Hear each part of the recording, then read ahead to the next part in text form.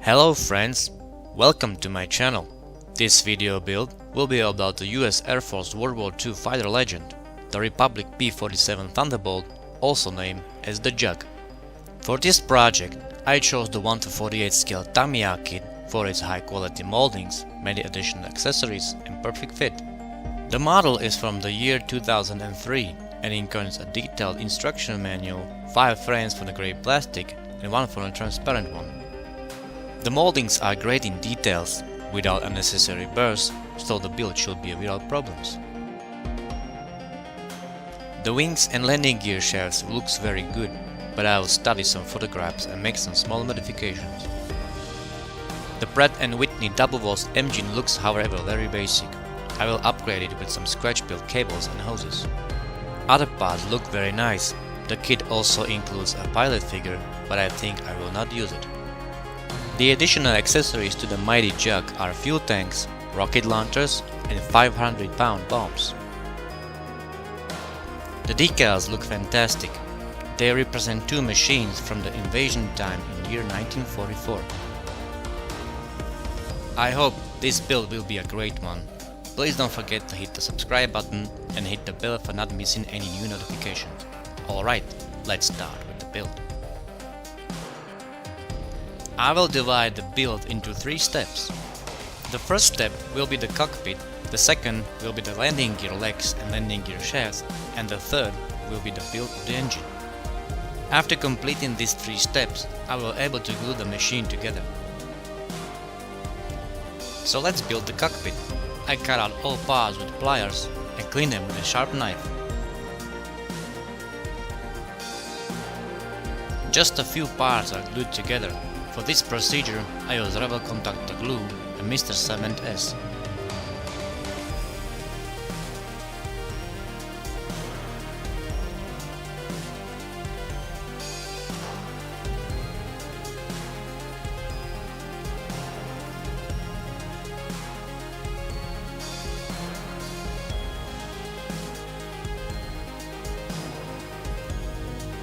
The side panels look very nice, but I will add some more cabling wires.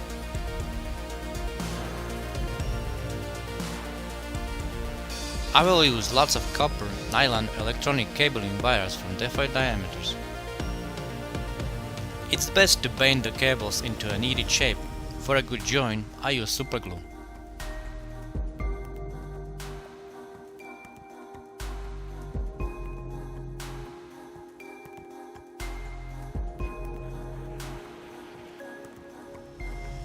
Some cabling has different shape, so I created by rotating several strands of wire.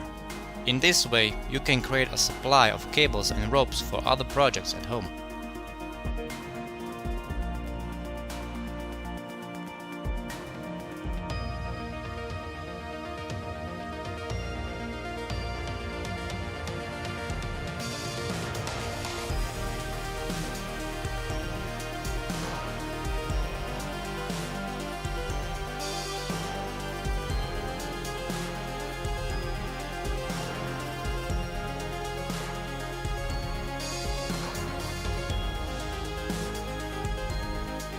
Now it's time to paint the cockpit.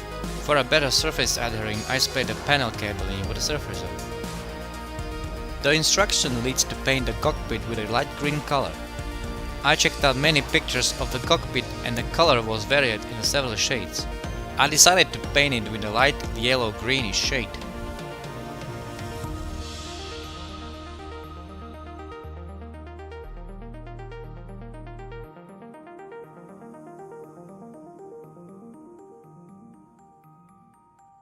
Now I paint all details with a thin paintbrush.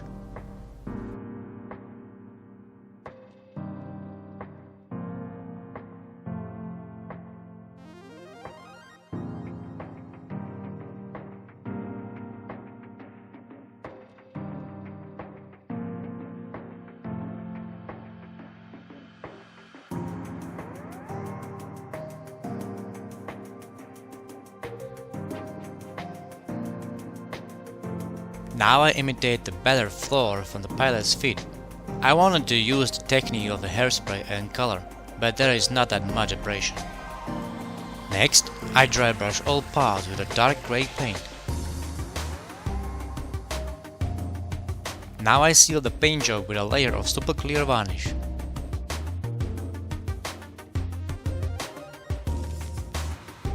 To highlight all details, I weather the cockpit with a dark brown and medium grey penline wash.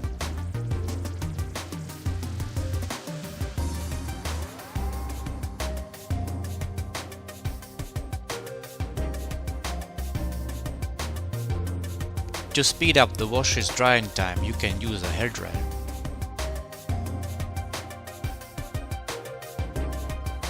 Now I clean the washes with a cotton swab. The wash is also good for creating shades. This project has no additional photo edge or resin parts. The seat belts and instrument indicators are decals. The applying was little difficult, but after a short time I managed to place them into the right position.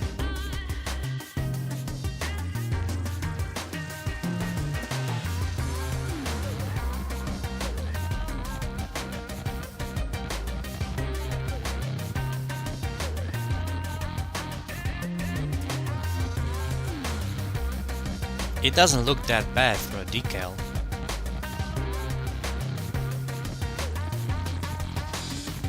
Now I can assemble the cockpit. It was very easy and quick because all parts have a close fitting connection.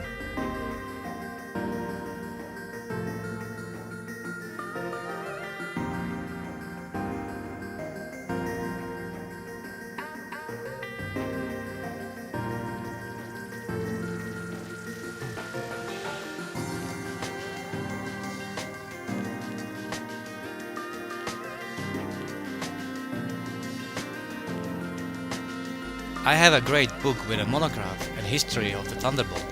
It contains detailed technical information and photographs. I hope it will be helpful. The second step are the landing gear base and the main landing gear. I checked out some pictures and I will try to upgrade them with hydraulic hoses and cabling.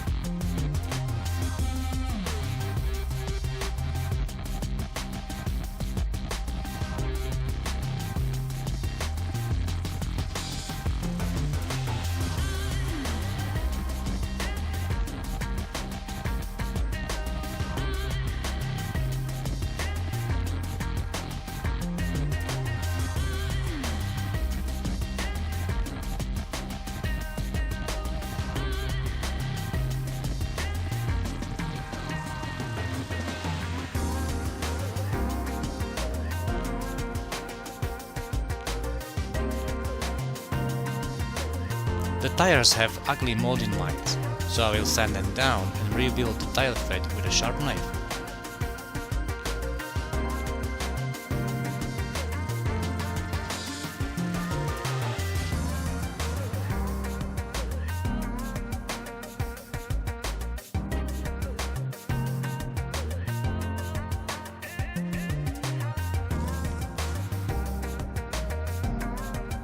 Cabling and upgrades are completed.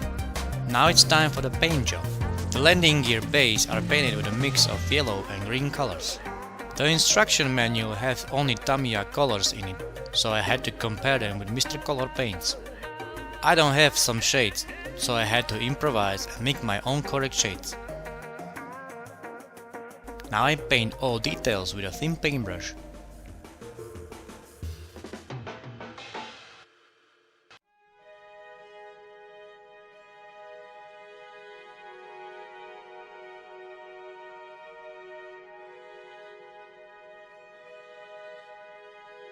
After painting, I seal all parts with a clear varnish and weather them with a penline wash.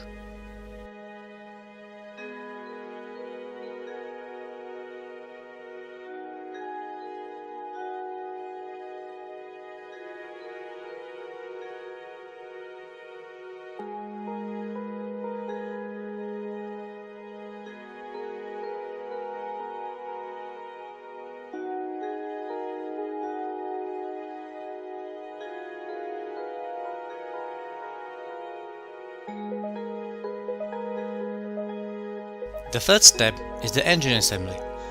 First, I glue all plastic parts together.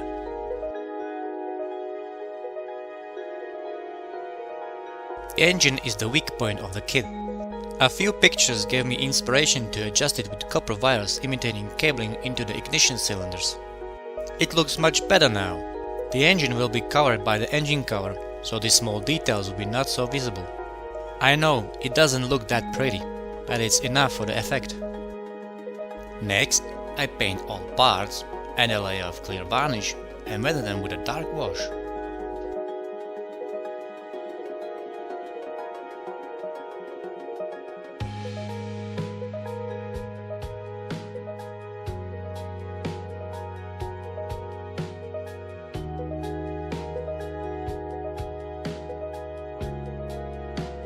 When I was working on the undercarriage, I found out that the penile wash I use behaves aggressive towards the metallic Mr. Cologne paints.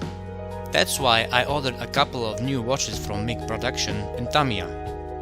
The previous washes completely etched the metallic paints. It was time for a needed change.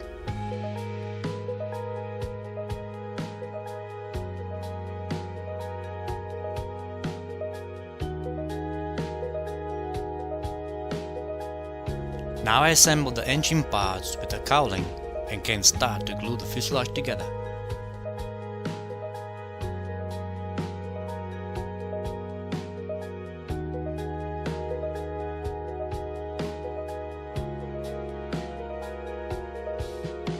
The fuselage fit was perfect, just a little bit of putty will be needed.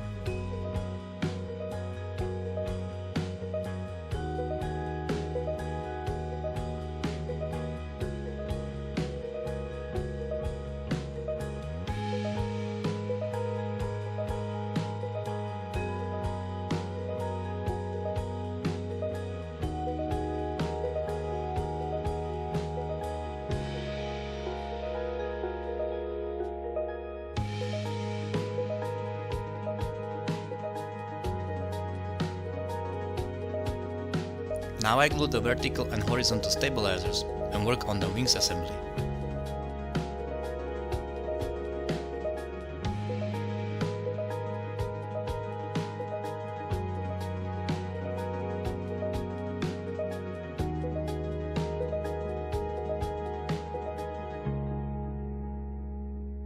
The fit was perfect. I almost forgot how easy it is to assemble a Tamiya kit.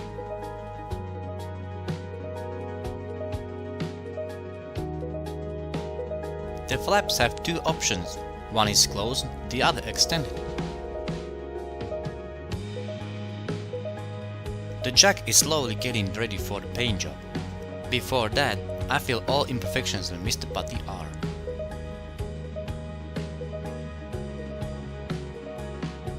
Now I sand the putty underwater with a P-1000 sandpaper.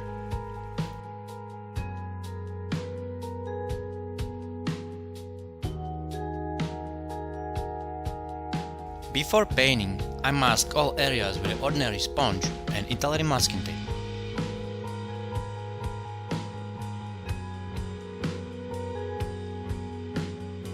On the last moment, I decided to add the wing hardpoints. I will equip the mighty jack with 500-pound high-explosive bombs. To unify the model surface, I use Mr. Surface 1000. It also serves as a primer coat.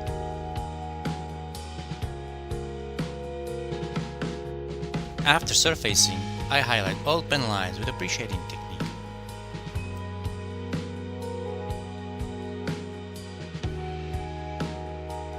Some decals like the evasion stripes will be a bit difficult to apply, so I paint them instead and cover it with masking tape.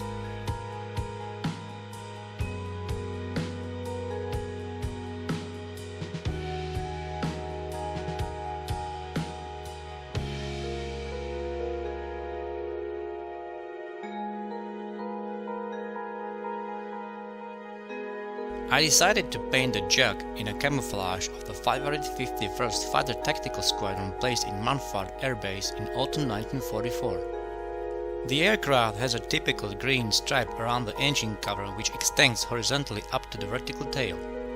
The camouflage also consists out of factory bare metal silver paint painted with several layers of varnish. After the green stripes are painted, I cover them with masking tape. Now I paint the camouflage with Mr. Color silver paint. The paint is diluted in a 1:3 ratio to leavening thinner.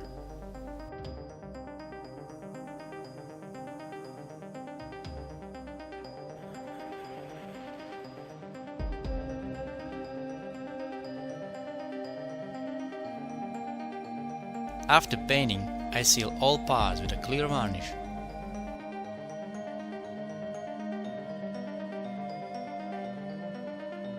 Next are the decals. The Tamiya decals are really good, but too thick for my taste. It was difficult to adhere them on the surface.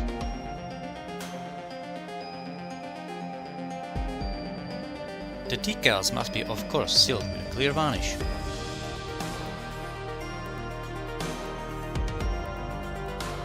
The next step is the weathering. I will only apply a layer of dark wash on the panel lines. The wash's consistency is thicker, so it will create a nice dirty panel look. For removing the wash you can use a paper towel.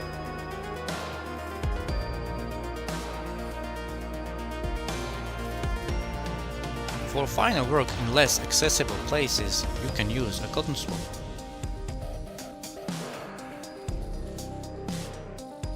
The model looks still too clean, so I imitate some worn and peel-off camo with a sponge chipping technique.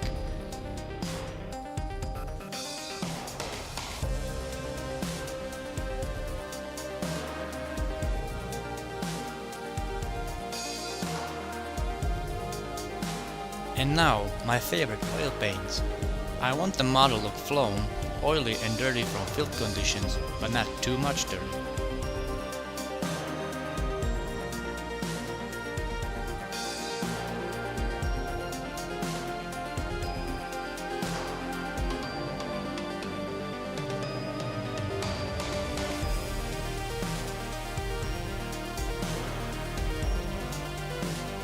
The oil weathering is complete, so I add a final layer of semi-gloss varnish. The next step is the assembly. First, I glue the engine and start to work on the undercarriage.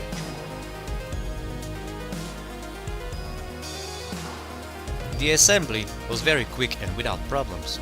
For gluing all parts I use super glue and rubber contactor.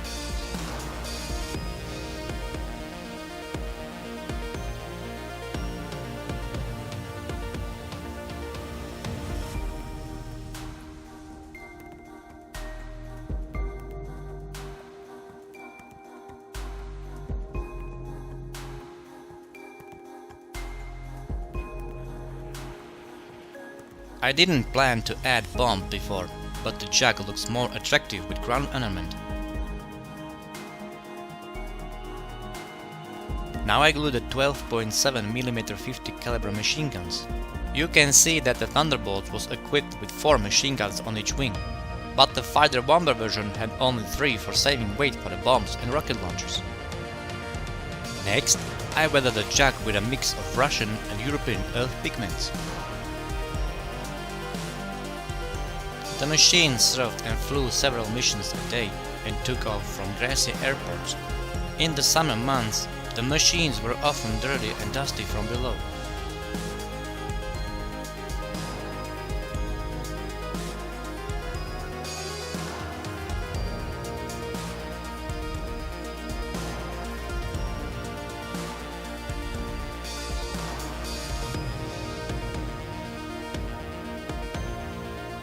Now I imitate splashes from rainy summer days.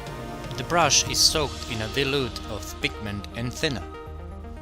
I am doing it for the first time, so I hope it's not that bad.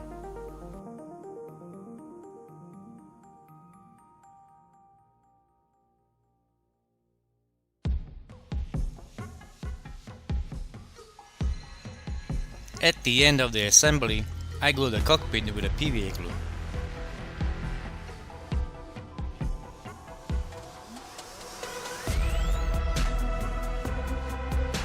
I don't want to glue the propeller, I want it to spin nicely.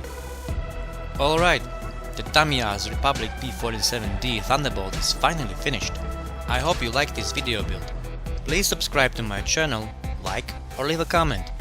If you're interested to see more of my work, join me on Facebook or Instagram. There is a link in the description. Also, if you want to ask me about my hobby or this build, leave me a comment. I will answer your question. Thank you for watching and see you next time.